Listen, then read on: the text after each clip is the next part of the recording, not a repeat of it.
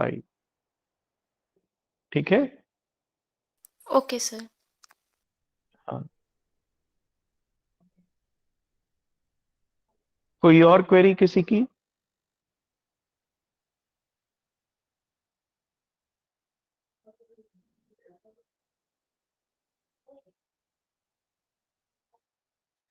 चलिए 2 मिनट में शुरू करते हैं। Good evening sir. हाँ जी, गुड इवनिंग। सर हमें वो प्रतिस्पर्धा और प्रतियोगिता में अंतर पूछना था। देखो, प्रतिस्पर्धा नकारात्मक होती है। इसे हम लोग अंग्रेजी में कंपटीशन तो नहीं कहते। अंग्रेजी में इसका कुछ और मतलब है, प्रतिस्पर्धा का राइवलरी कह सकते हैं। तो ये नकारात्मक सेंस है। जब हम लोग सकारात्मक रूप से अपने में गुणात्मक परिवर्तन करके दूसरे से आगे निकलते हैं, दैट इज नोन एज प्रतियोगिता, या आगे निकलने का प्रयास करते हैं पॉजिटिव चेंजेस खुद में लाके, इसको हम लोग प्रतियोगिता कहते हैं। जबकि इसका उल्टा प्रतिस्पर्धा होती है। वो क्या होती है? जब हम अपने में परिवर्तन ना करके बल्कि दूसरे को खुद से पीछे खींच के हम चेंजेस लाने की कोशिश करते हैं उस प्रोस्पेक्टस में, that is known as rivalry या प्रतिस्पर्धा। मान लीजिए दौड़ में दौड़ रहे हैं, 2 लोग, 3 लोग, 4 लोग, जितने भी लोग दौड़ रहे हैं। अब उसमें एक व्यक्ति खुद आगे निकलने की कोशिश करता है मेहनत करके, that is known as competition. लेकिन एक दूसरा व्यक्ति रेस को जीतना चाहता है या आगे निकलने की कोशिश करता है दूसरे को नीचे गिरा के, that is known as rivalry. इसलिए प्रतियोगिता हमेशा सकारात्मक होती है। दीपा जी, आप अपना माइक ऑफ कर लीजिए और वीडियो भी। देखो, ओके उसमें सर। ऑप्शन आ रहा होगा माइक का भी और वीडियो का भी। आप देखो, आपके फोन में ही होगा, तो दोनों को आप टच कर देंगे तो ऑफ हो जाएगा। हाँ, माइक ऑफ हो गया आपका। ऐसे ही वीडियो को कर दीजिए। वीडियो का भी इसमें एक ऑप्शन है नीचे, जो रेड बटन है उसी के बराबर में है वीडियो का।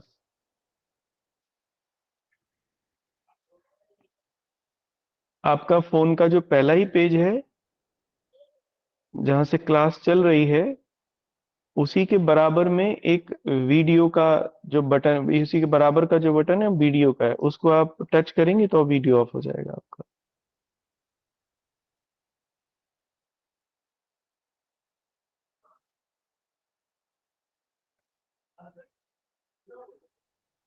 चलिए, मैं समझा पाया अंतर प्रतियोगिता और प्रतिस्पर्धा में? जी दोनों सर। क्लियर हैं? इसलिए हमेशा प्रतियोगिता जो है वो सकारात्मक होती है, पॉजिटिव। और प्रतिस्पर्धा, कंपटीशन जो होता, ये राइवलरी जो होती है, ये नकारात्मक होती है। दूसरे को पीछे खींचकर आगे बढ़ना, दैट इज राइवलरी। लेकिन खुद मेहनत करके आगे निकलना, दैट इज कंपटीशन। ठीक है। चलिए, अब हम लोग आगे चलते हैं अपने टॉपिक में। देखो, कल हम लोग ये देख रहे थे कि पंजाब का को कैसे विजय किया गया। अंग्रेजों ने इसके पीछे कौन कौन से रीजन थे पंजाब को जीतने के।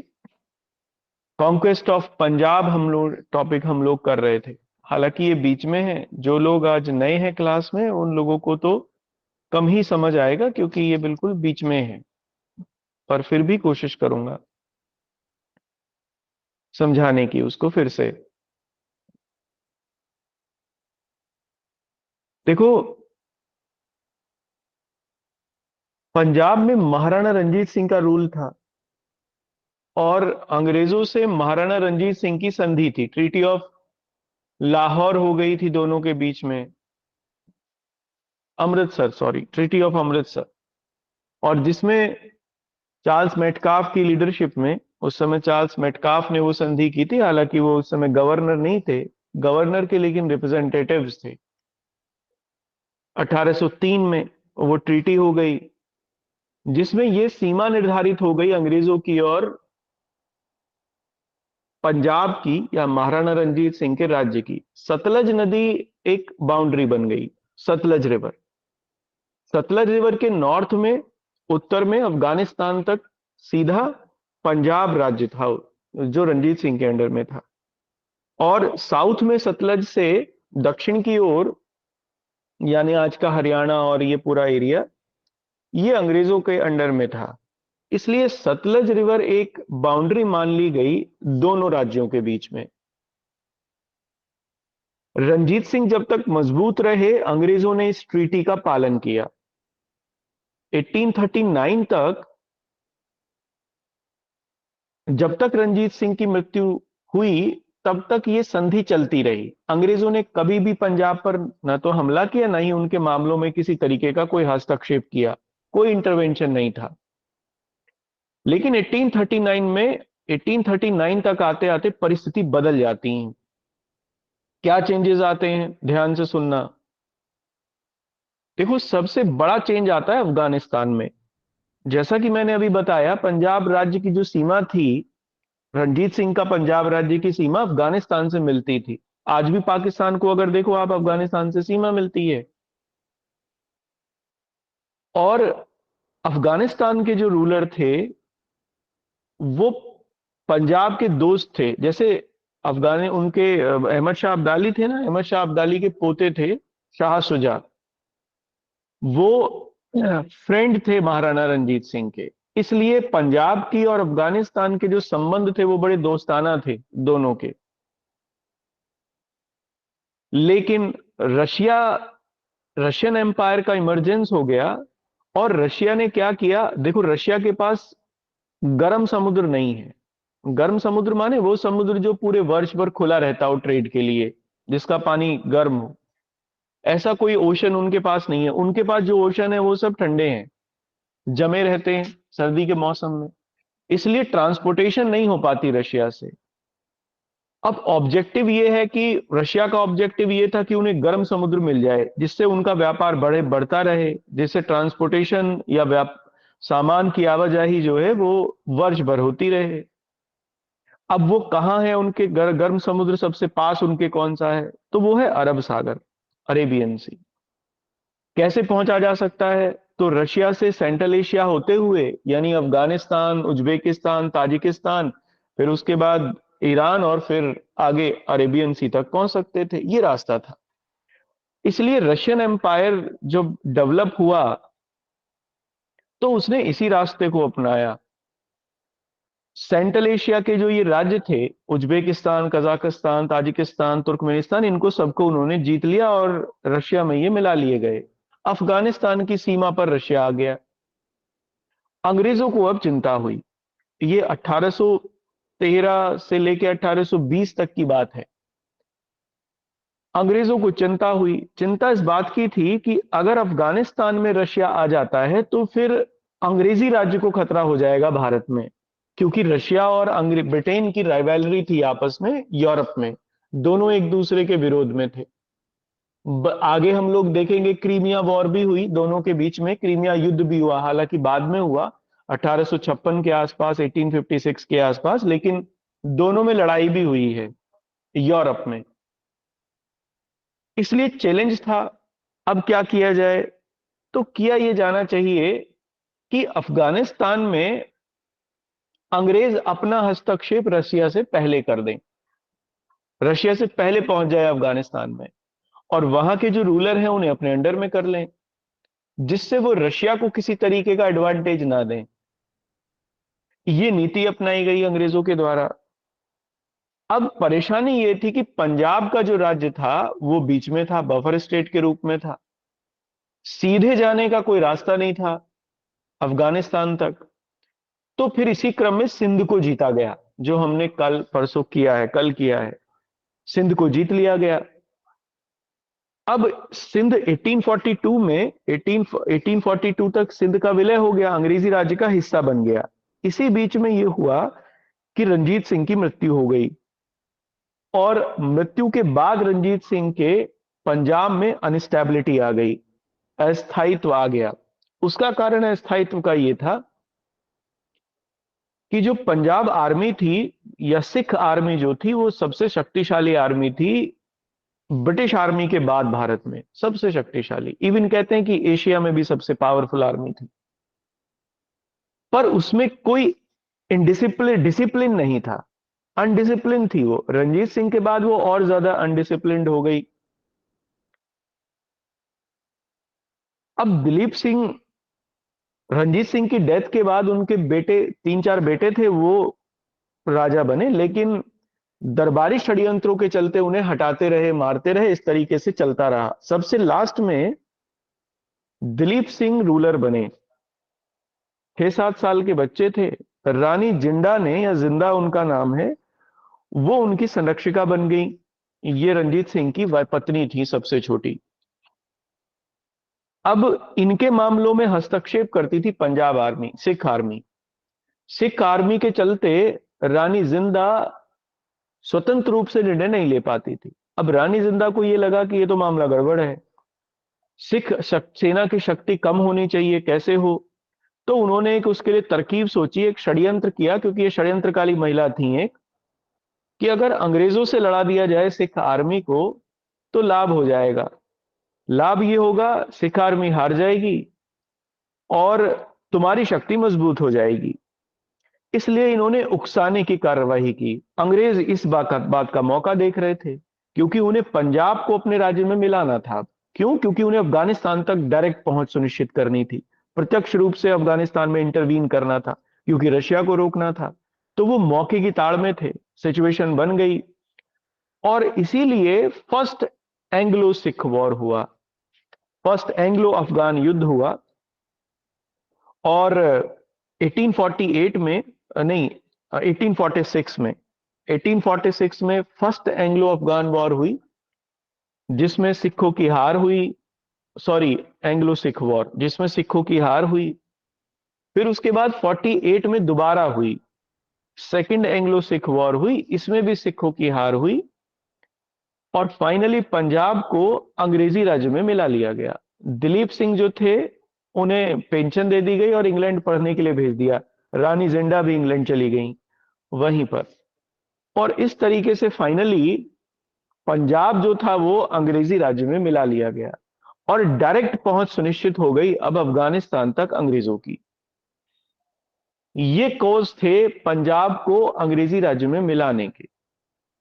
ठीक है ना? अब इन मुख्य मुख्य बातों को आप लिख लीजिए, समझ में शायद आ गया होगा। ये इंडियन फॉरेन पॉलिसी वाला पॉइंट भी चल रहा है। अब देखो, अब जो हिस्ट्री चल रही है, ये जो मैं अब आपको पढ़ा रहा हूं, इसी समय के इतिहास ने भारत की विदेश नीति को भी तय किया है। आज तक वही फॉरेन पॉलिसी चलती आई है जो इस समय निर्धारित हो गई थी। जैसे अफगानिस्तान को हम अपना बैकयार्ड मानना शुरू कर दिया था अंग्रेजों ने, इसीलिए अफगानिस्तान पे कब्जा किया उन्होंने, कोशिश की कब्जा करने की अंग्रेजों ने उस समय 1850s के टाइम में। आज भी यही है, हम अपना बैकयार्ड मानते हैं और कोशिश करते हैं कि हमारे इंटरेस्ट वहां फुलफिल होते रहें। आगे भी मैं अब दिखाऊंगा आपको कि इसी तरीके की सिचुएशन बनी। जैसे बर्मा, इंडिया बर्मा रिलेशंस को हम लोग अभी देखेंगे आगे। इंडिया बर्मा उसमें इंपॉर्टेंट रहेगा, और इंडिया नेपाल हम लोग कर चुके हैं। तो ये, इससे फॉरेन पॉलिसी भी क्लियर होगी अभी आगे का जो ये पॉइंट है इतिहास का। तो आप इसमें लिखना, कल मैंने कहां तक करवा दिया था ये मुझे जरा बता दीजिए। मैंने कुछ पॉइंट कल इसमें लिखवा दिए थे।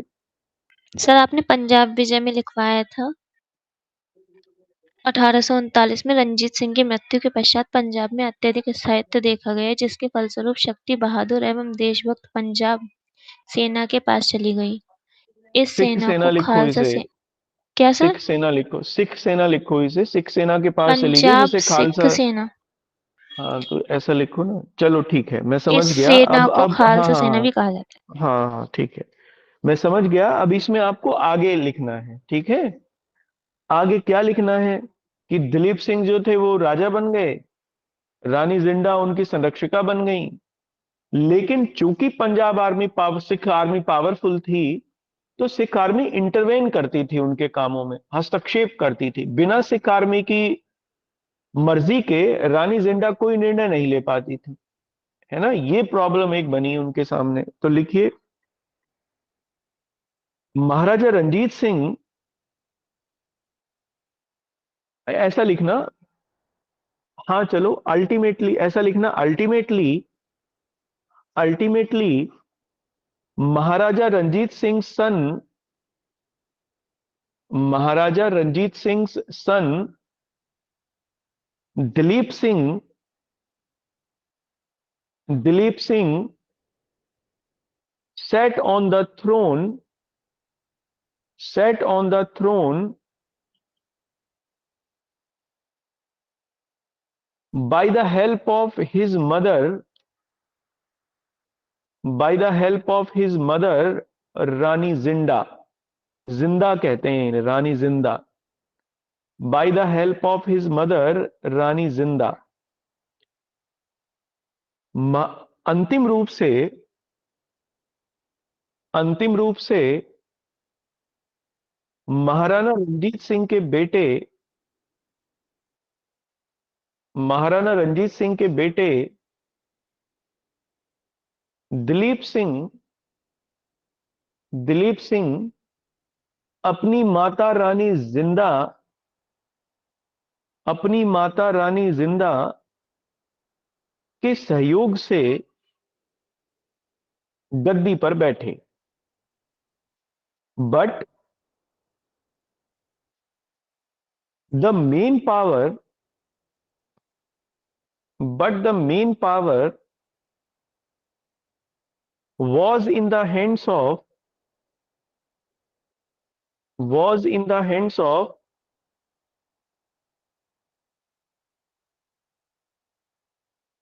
रानी जिंदा। परंतु मुख्य शक्ति, परंतु मुख्य शक्ति रानी जिंदा के हाथों में थी। ठीक है। अब इनके दो फेवरेट ऑफिसर्स थे रानी जिंदा के, एक डिफेंस मिनिस्टर बनाया एक को तो इन्होंने, और एक जो थे वो प्राइम मिनिस्टर थे। लाल सिंह और तेज सिंह, ये दो लोग थे। लेकिन सिख आर्मी इन दोनों से ही खिलाफ रहती थी, या इन दोनों से प्रसन्न नहीं रहती थी, क्योंकि ये दोनों अच्छे नहीं थे, दोनों ही खराब प्रकार के व्यक्ति थे, षड्यंत्रकारी थे। इसलिए रानी जिंदा की और सिख आर्मी की कभी नहीं बनी आपस में। तो लिखिए, रानी जिंदा, रानी जिंदा appointed his two, appointed her favorites, appointed her favorite officers, appointed her favorite officers Lal Singh and Tej Singh, Lal Singh and Tej Singh as defense minister, as defense minister and prime minister, and prime minister। रानी जिंदन ने, या रानी जिंदा ने अपने नजदीकी दो लोगों को, या अपने नजदीकी दो अधिकारियों को, अपने नजदीकी दो अधिकारियों को रक्षा मंत्री एवं प्रधानमंत्री नियुक्त किया। It annoyed the Sikh army, it annoyed the Sikh army, इसने, इसने सिख सेना को नाराज कर दिया, इसने सिख सेना को नाराज कर दिया। ठीक है ना। अब अगले पॉइंट से लिखना, इसका मतलब अब इनकी दोनों की आपस में नहीं बन रही थी, सिख सेना की और रानी जिंदा की।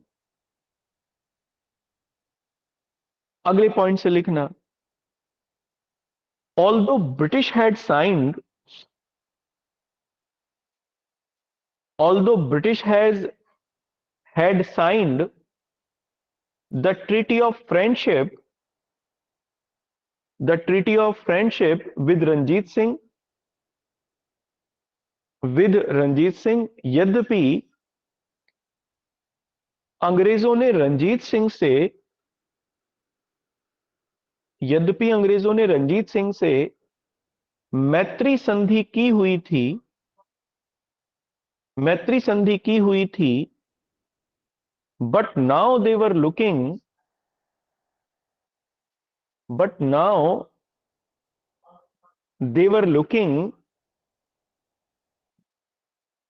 looking at every opportunity they were looking at every opportunity to conquer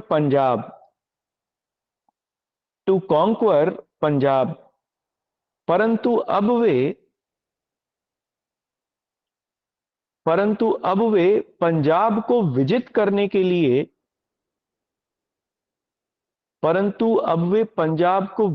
विजित करने के लिए प्रत्येक अवसर की तलाश कर रहे थे। ठीक है ना, उसका कारण मैंने आपको बताया, क्योंकि उन्हें अफगानिस्तान तक पहुंचना था, अवसर उन्हें इसलिए चाहिए था। अब अवसर कैसे दिया? रानी जिंडा ने दे दिया उन्हें, क्योंकि रानी जिंडा ने यह अफवाह फैलाई कि अंग्रेज हमला करने के लिए आ रहे हैं। अंग्रेज सेना लॉर्ड गफ की लीडरशिप में पंजाब आर्मी और तैयार हो गई। उधर अंग्रेजों से कह दिया कि पंजाब आर्मी सतलज नदी को पार करके आपके ऊपर हमला करने वाली है। इधर अंग्रेज सेना तैयार हो गई। अंग्रेजों को इस बात का पता था, वो बहुत चौकन्ने लोग थे, उन्हें इस झगड़े का भी पता था दोनों के बीच में। इसलिए उन्होंने पूरी तैयारी से मार्च किया अंबाला कैंट से। अंबाला कैंट सबसे बड़ा कैंट होता था उस समय अंग्रेजों का इधर, और पंजाब आर्मी का कैंट होता था सबसे बड़ा सिख आर्मी का फिरोजपुर कैंट। तो जब अंबाला कैंट से निकलकर अंग्रेजों ने मार्च किया फिरोजपुर की तरफ, हालांकि ये कोई लड़ने के लिए मार्च नहीं था, लेकिन सिख सेना को ये लगा कि ये हमला करने के लिए आ रहे हैं। उन्होंने सबसे पहले सतलज नदी पार की और अंग्रेजों पर हमला कर दिया।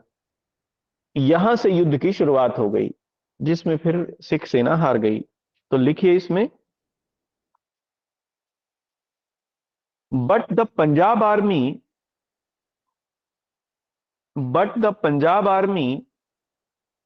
was provoked by, या बट को काट दो, Punjab army was provoked by Rani Jindan against Britishers.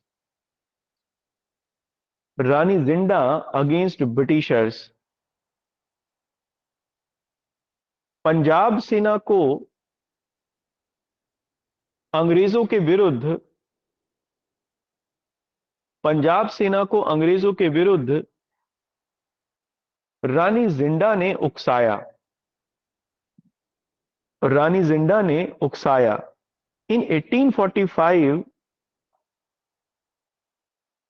In 1845 the commander in chief of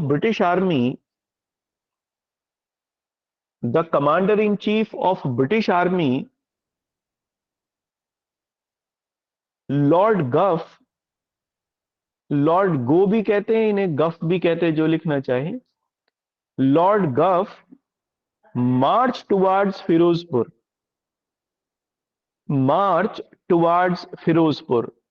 1845 ईस्वी में 1845 ईस्वी में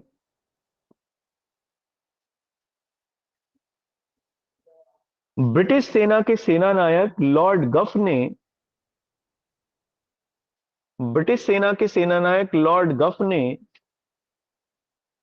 फिरोजपुर की तरफ कूच किया। And this led to the first Anglo Sikh war, and this led to the first Anglo Sikh war, जिसके फलस्वरूप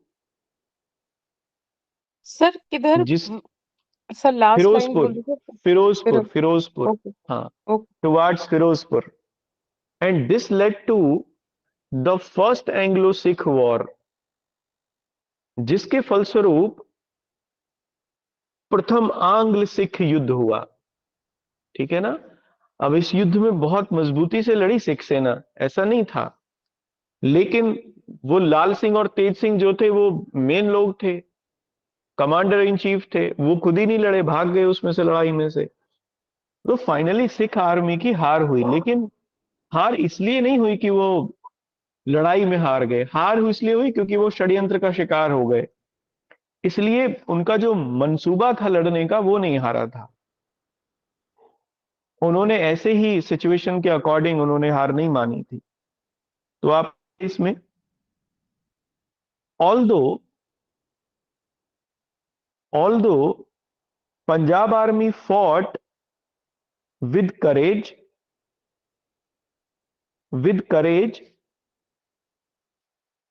but it lost but it lost in the war, but it lost in the war, in the मत लिखिए, but it lost the war होगा, but it lost the war। यद्यपि पंजाब सेना या सिख सेना लिखिए, यद्यपि सिख सेना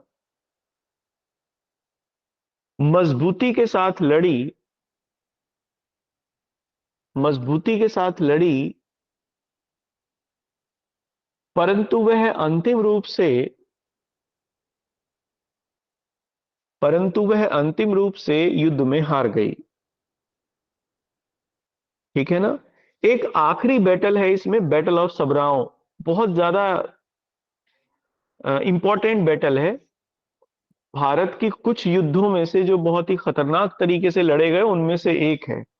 अंग्रेजों को मार के टीले लगा दिए थे सिखों ने, और विशेष तौर पर निहंग सिखों ने, जो निहंग थे उन्होंने इसमें बड़े लेवल पर पार्टिसिपेट किया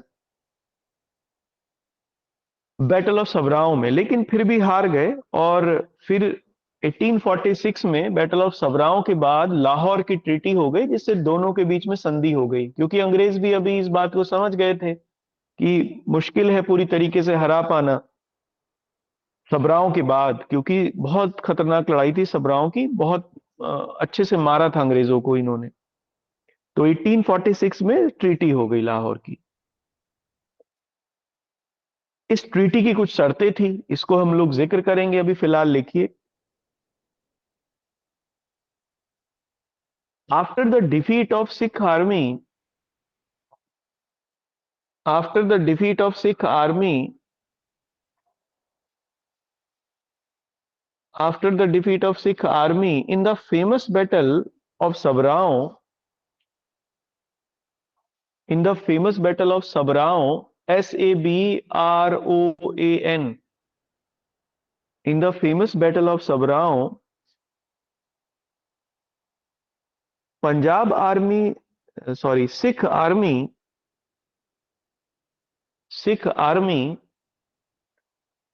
signed the Treaty of Lahore, signed the Treaty of Lahore in March 1846, in March 1846। सबराओं के प्रसिद्ध युद्ध में, सबराओं के प्रसिद्ध युद्ध में हार के पश्चात सिख आर्मी ने या सिख सेना ने 1846 ईस्वी में 1846 ईस्वी में लाहौर की संधि कर ली। ठीक है ना। अब इस संधि में दो तीन शर्तें रखी अंग्रेजों ने। एक शर्त तो ये रखी कि सब्सिडायरी ट्रीटी साइन करा ली उनसे, अब पंजाब के साथ सब्सिडायरी ट्रीटी साइन हो गई, आपको पता ही है उसमें क्या हुआ होगा। सब्सिडायरी ट्रीटी साइन हुई और एक रेजिडेंट जो है वो लाहौर में स्टेशनड कर दिया गया, क्योंकि पॉलिटिकल कैपिटल जो थी पंजाब की वो लाहौर था, राजनीतिक राजधानी थी। तो एक रेजिडेंट को लाहौर दरबार में रखा जाना स्वीकार कर लिया गया। एक चीज, दूसरी चीज उसमें यह हुई, अंग्रेजों का इस लड़ाई में खर्चा बहुत हुआ, तो उन्होंने जम्मू कश्मीर को गुलाब सिंह को बेच दिया 50 लाख रुपए में। डोगरा राजपूत रूलर थे, ये हरि सिंह के पिताजी थे जिन्होंने एक्सेशन ट्रीटी साइन की इंडिया से। इसलिए अब पंजाब से अलग हो गया जम्मू कश्मीर, और ये पूरा एरिया है गिलगिट बाल्टिस्तान तक का, मतलब पूरा जम्मू एंड कश्मीर, पाकिस्तान ऑक्युपाइड कश्मीर भी, ऊपर उधर गिलगिट गिलगिट बाल्टिस्तान का भी एरिया, और ये जम्मू कश्मीर भी, हमारा जम्मू कश्मीर भी, ये पूरा का पूरा एरिया डोगरा रूलर गुलाब सिंह को बेच दिया 50 लाख रुपए में अंग्रेजों ने। एक दूसरी बात ये हुई। तीसरी बात ये हुई इसमें ट्रीटी में कि सिख सेना की संख्या घटाकर आधी कर दी गई, आधे लोगों को निकाल दिया गया, क्योंकि सब्सिडायरी ट्रीटी साइन कर ली थी। इस तरीके से सिख सेना कमजोर हो गई। रानी जिंडा को यह चाहिए ही था, तो जो रानी जिंडा को चाहिए था वो अंग्रेजों ने दे दिया, लेकिन उसको यह समझ में नहीं आ रहा था, रानी जिंडा को आ पाया कि सिख सेना की वजह से ही तो वो थी, नहीं तो अंग्रेज कब का हरा चुके होते उसे। बाद में उन्होंने यही किया सेकेंड एंग्लो सिख वॉर में। तो आप लिखिए इसमें अगले पॉइंट में, under the treaty of Lahore, under the treaty of Lahore,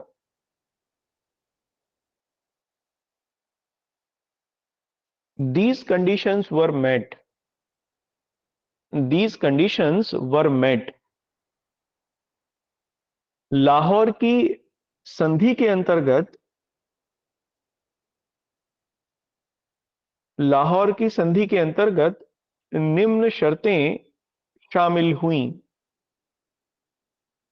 निम्न शर्तें शामिल हुई।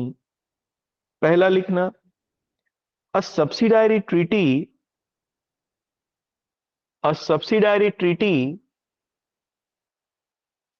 was signed with Punjab, a subsidiary treaty was signed with Punjab। Punjab के साथ, पंजाब के साथ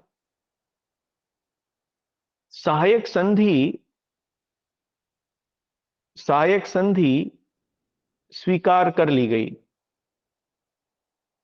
दूसरी पॉइंट लिखना, दूसरा पॉइंट लिखना, a British resident, a British resident also accepted in Lahore courts, Lahore's court, a British resident also accepted in Lahore's court।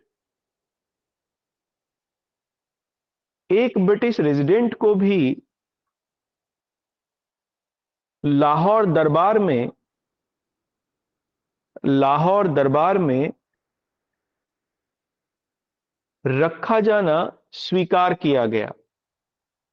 ठीक है, अब ये क्या करता ब्रिटिश रेजिडेंट, आपको पता ही है, मैंने बताया है, ये पंजाब के जो एक्सटर्नल मैटर्स थे उनके मामले में दरबार को गाइड करता, या राजा को गाइड करता, और राजा इसी की सलाह पर चलता।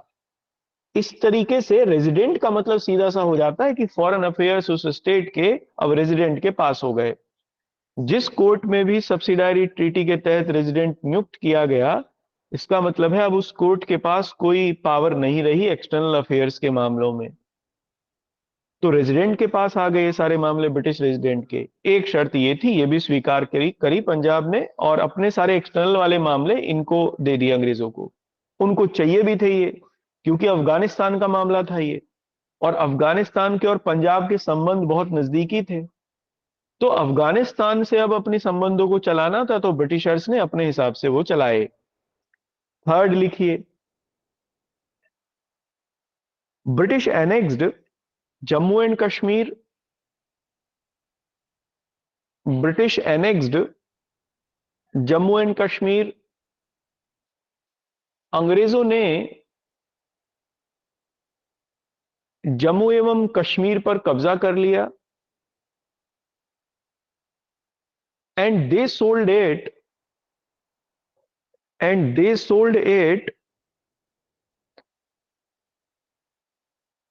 and they sold it to Raja Gulab Singh, and they sold it to Raja Gulab Singh, a Dogra Rajput ruler,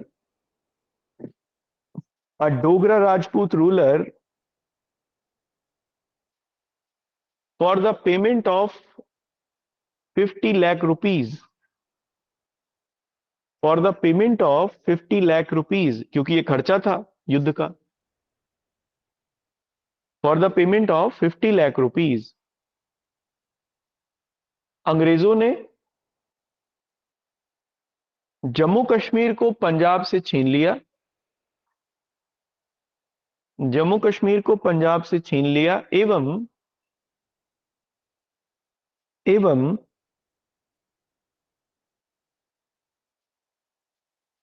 Dogra राजा गुलाब सिंह को 50 लाख की एवज में बेच दिया, 50 लाख की एवज में बेच दिया. चौथा पॉइंट लिखिए, पंजाब आर्मी घटा के आधी कर दी गई. लास्ट इसमें पॉइंट ये है, तो लिखिए, the strength of Punjab army या Sikh army, the strength of Sikh army reduced to half. Sikh सेना की क्षमता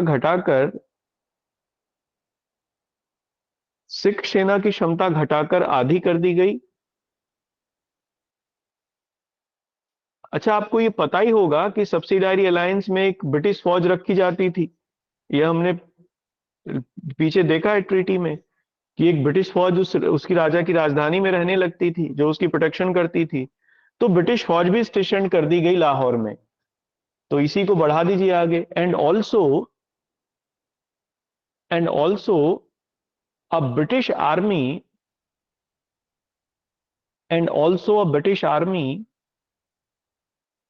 stationed at Lahore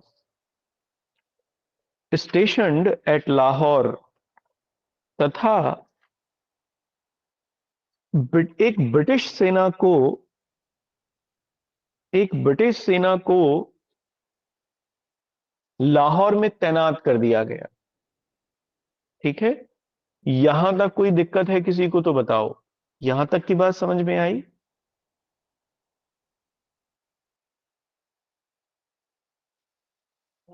जो लोग आज बिल्कुल नए हैं क्लास में, उनको समझ में आई? यहां तक की समस्या कुछ? यहां तक तो नहीं है कोई प्रॉब्लम?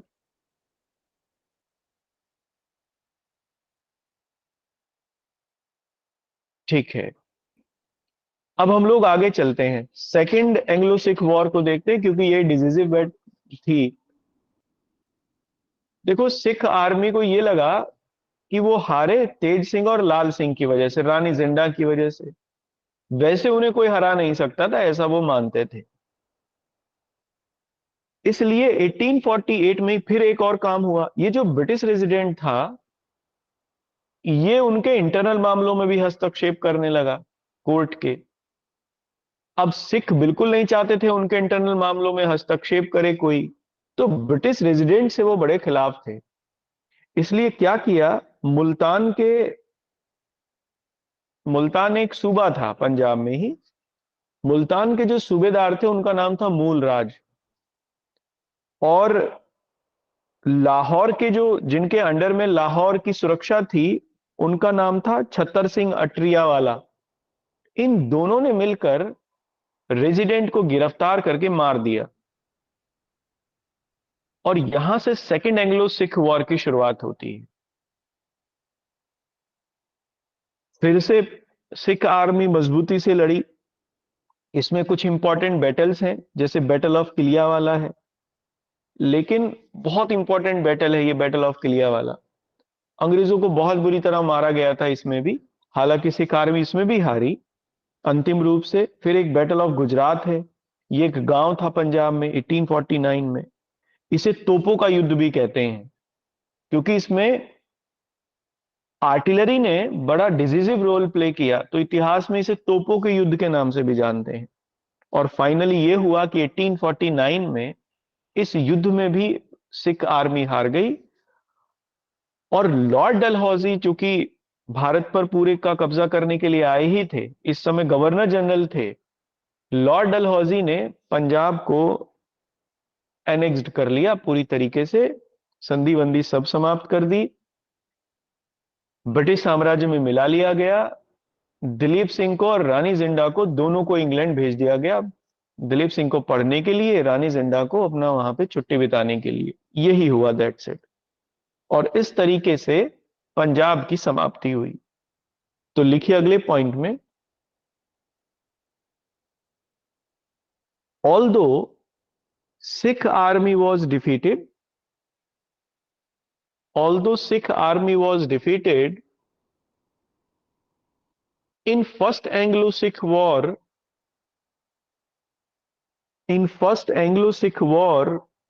यद्यपि प्रथम आंग्ल सिख युद्ध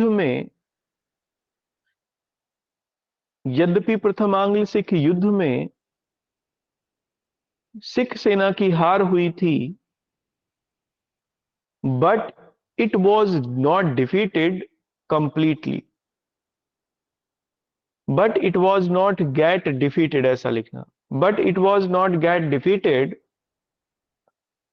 कंप्लीटली, परंतु यह पूरी तरीके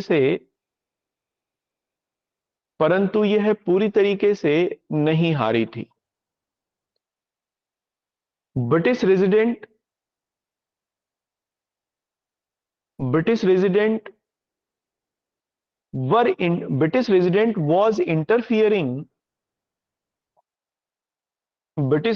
was interfering in the internal matters of Punjab,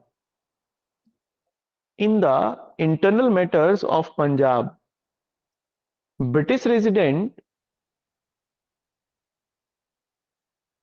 resident Punjab के आंतरिक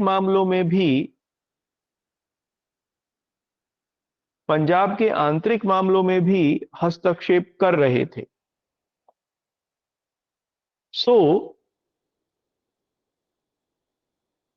Sikh army decided to overthrow him. So Sikh army decided to overthrow him. इसलिए सिख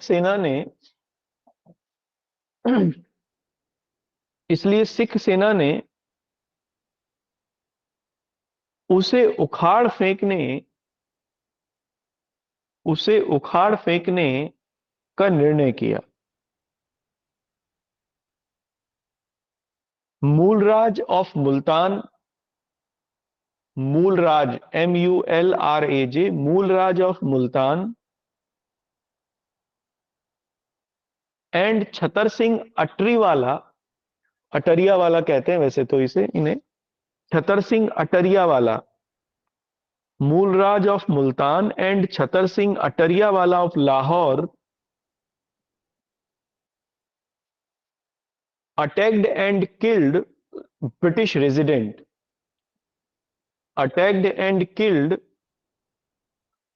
resident, मुल्तान के मूलराज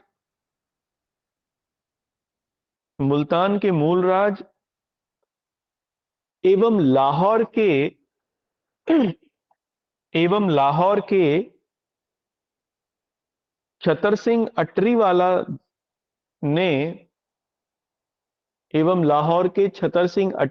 ने छतर सिंह अटरियावाला ने आक्रमण करके ब्रिटिश रेजिडेंट को मार दिया। So the second Anglo-Sikh war started. So the second Anglo-Sikh war started. इस प्रकार द्वितीय आंग्ल सिख युद्ध की शुरुआत हुई। द्वितीय आंग्ल सिख युद्ध की शुरुआत हुई। Again Sikh army fought bravely, पुनः सिख सेना मजबूती से लड़ी।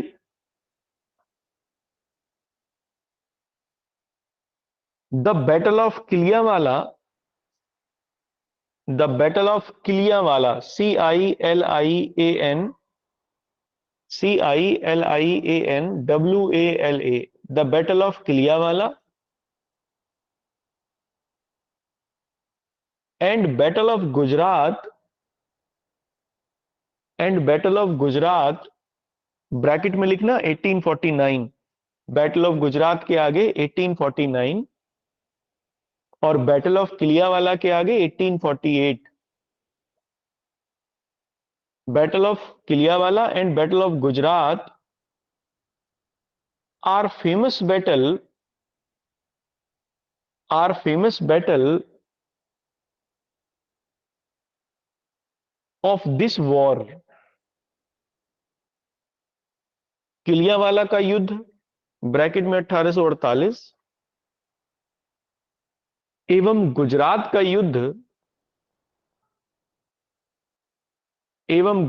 युद्ध इस युद्ध की प्रमुख, या ऐसा लिखना बैटल ऑफ, वो किलियावाला की लड़ाई एवं गुजरात की लड़ाई, लड़ाई लिखिए, युद्ध मत लिखिए। किलियावाला की लड़ाई एवं गुजरात की लड़ाई इस युद्ध की प्रमुख लड़ाइयां हैं। इस युद्ध की प्रमुख लड़ाइयां हैं। Battle of Gujrat is also known as, battle of Gujrat is also known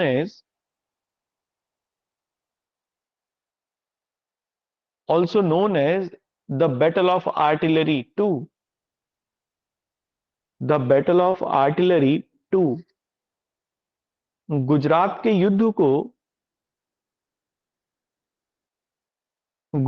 युद्ध को तोपों के युद्ध के नाम से भी जाना जाता है। तोपों के युद्ध के नाम से भी जाना जाता है, क्योंकि पूरी तरीके से आर्टिलरी से लड़ी गई थी ये लड़ाई। ठीक है ना। और लास्ट पॉइंट लिखिए, after the complete defeat of Sikh army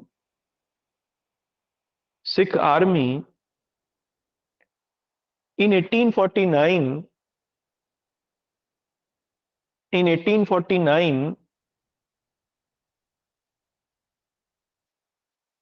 Punjab was annexed by Britishers. Punjab was annexed by Lord Dalhousie लिखिए, बल्कि ब्रिटिशर्स की जगह लॉर्ड डलहौजी लिख दीजिए, क्योंकि यह भी क्लियर हो जाएगा कि गवर्नर जनरल कौन था। Bye Lord Dalhousie. 1849 में सिख सेना की पूर्ण हार के पश्चात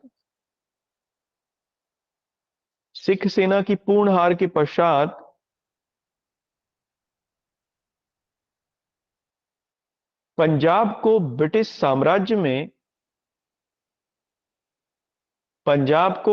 साम्राज्य में लॉर्ड डलहौजी द्वारा मिला लिया गया।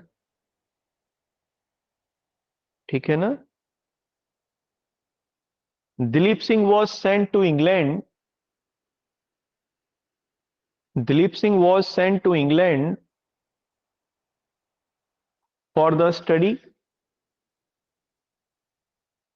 for the study. Dilip Singh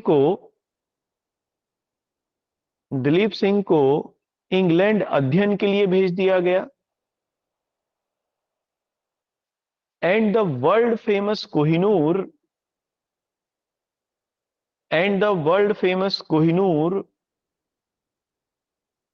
was took away from him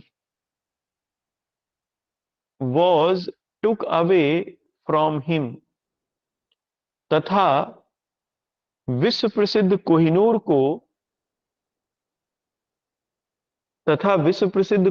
को उनसे ले लिया गया। ठीक है ना, यही कोहिनूर की कहानी भी है। वापस फिर भारत में आया और फिर यहां से फिर वापस चला गया इंग्लैंड, है ना। जो शाह शुजा थे, अफगानिस्तान के रूलर, ये अब्दाली के पोते थे, इन्होंने रंजीत सिंह को गिफ्ट किया था। मैंने ये पहले जिक्र किया है आपको जब हमने रंजीत सिंह वगैरह किया है। तो ये उन्हीं के पास था, दिलीप सिंह के पास था। तो बाद में डलहौजी ने इसे ले लिया था, छीन लिया था, ये कहते हैं। लेकिन भारत सरकार ने ये लिख के दिया कि गिफ्ट किया था दिलीप सिंह ने डलहौजी को। अभी जो हमारी सरकार है, इन्होंने लिख के दिया ब्रिटिश पार्लियामेंट में ये। और गिफ्ट की हुई चीज चूंकि वापस नहीं ली जा सकती, तो उन्होंने मना कर दिया देने से। चलिए, ये कंप्लीट हो गया सेकेंड एंग्लो सिख वॉर। समझ में आई? क्लियर है बिल्कुल? Yes sir. सर, युद्ध और लड़ाई में क्या अंतर होता है? लड़ाई छोटी होती है, युद्ध युद्ध बड़े बड़े होते लेवल हैं। पर। ओके। सर क्लियर एंग्लो है का क्या बाकी? मीनिंग होता है? एंग्लो माने जी सर। आंग्ल या अंग्रेज। जब भी किसी वर्ड के आगे एंग्लो लगा होगा ना, तो इसका मतलब यह है कि वहां अंग्रेजों की बात हो रही होगी। आंग्ल या एंग्लो ना एक जाति है, मतलब जाति नहीं, जनजाति कहेंगे, ट्राइब है एक। इसीलिए जहां एंग्लो लोग रहते थे, उन्हीं को इंग्लैंड कहते थे। आई बात समझ में? इसी तरीके से इंग्लैंड बना। जहां फ्रैंक रहते थे, वहां फ्रांस बना। जहां जर्मन्स रहते थे, वहां जर्मनी बना। जहां एंग्लो रहते थे, वहां इंग्लैंड बना। हालांकि बाद में वो ब्रिटेन में कन्वर्ट हो गया। तो actually it is a notification या डिनोटेशन या नोटेशन सही वर्ड है। It is a notation of a tribe actually. ठीक है, तो यस अंग्रेजों के सर। लिए लिखा जाता है, इसलिए जब भी एंग्लो लिखा जाएगा तो अंग्रेज होंगे, इसका मतलब। ये हमारा कंप्लीट हो गया। देखो, हम इसमें पीछे नेपाल वॉर भी देख चुके हैं, किस तरीके से नेपाल का जो एरिया है, जो पहले नेपाल का अंडर में था, जैसे पूरा हिमालयाज पहले नेपाल के पास था, सिक्किम वगैरह तक, और इवन तराई तक, यहाँ बरेली तक, रामपुर बरेली तक का जो एरिया है, ये भी नेपाल के पास था। सहारनपुर का एरिया भी, इवन सहारनपुर पे तो वो क्लेम करते थे कि सहारनपुर हमारा है, इधर बरेली तक क्लेम क्लेम करते थे, लेकिन पूरा हिल एरिया उन्हीं का ही था। तो ये भी हमने देखा कि अंग्रेजों को मिल गया था ये 1814-15 तक, आते आते 1814-15 तक तो नेचुरल बाउंड्री बना ली थी अंग्रेजों ने भारत की नॉर्थ में। नेचुरल बाउंड्री इसलिए कि पूरा हिमालयाज उनके अंडर में आ गया था। जो अपर रीचेस थे हिमालयाज के, वही नेपाल के पास थे। तिब्बत तक रास्ता मिल गया था हिमालयाज के आने के बाद अंग्रेजों को। तो एक हमने ये देखा। एक और इसमें इंपॉर्टेंट चीज थी बर्मा। बर्मा के साथ या म्यांमार के साथ जो रिलेशंस थे, उनको देखेंगे अब हम। तो शुरू करते हैं पहले। हाँ स्वप्निल, बताइए। सर, गोरखा वॉरियर और गुरिल्ला वॉरियर्स में क्या डिफरेंस है? गुरिल्ला तो एक युद्ध नीति है। गोरखा तो नेपाली जो सैनिक होते हैं, उन्हें गोरखा कहते थे। नेपाल के लोगों को एक्चुअली गोरखा कहते हैं। Okay sir. गुरिल्ला वॉर एक युद्ध नीति है, इसमें छिपकर युद्ध किया जाता है। आपने गुरिल्लाओं को देखा है? आपने नहीं देखा होगा, मतलब उस पे तो नहीं। देखा होगा ना, टीवी वगैरह में तो। जी सर। देखो, गुरिल्ला क्या करते हैं, वो अचानक हमला करते हैं। वो पहले तो शांत रहेंगे, वो सामने से आपको दिखाने की कोशिश करेंगे कि वो बहुत शांत हैं, फिर अचानक हमला करके इतना तेज हमला करते हैं कि संभलने का मौका नहीं मिलता और मार देते हैं सामने अपने शिकार को। इसी को गुरिल्ला वॉरफेयर कहा गया, कि कम मात्रा में सैनिक बहुत तेजी से हमला करते थे और वापस लौट जाते थे, तहस नहस करके। जमकर नहीं लड़ते थे वो, ऐसा नहीं कि मरते हुए लड़ जाएंगे, जैसे लड़ते हुए मर जाएंगे जैसे राजपूत लोग होते थे। छुपकर हमला किया और फिर भाग गए, फिर छुपकर हमला किया फिर भाग गए। That was guerrilla warfare. दोनों में अंतर है।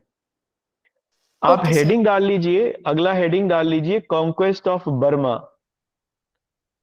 अगला हेडिंग डालिए कॉन्क्वेस्ट ऑफ बर्मा, बर्मा की विजय। इसे हम लोग कल देखेंगे। कोई क्वेरी है किसी की तो पूछ लीजिए मुझसे।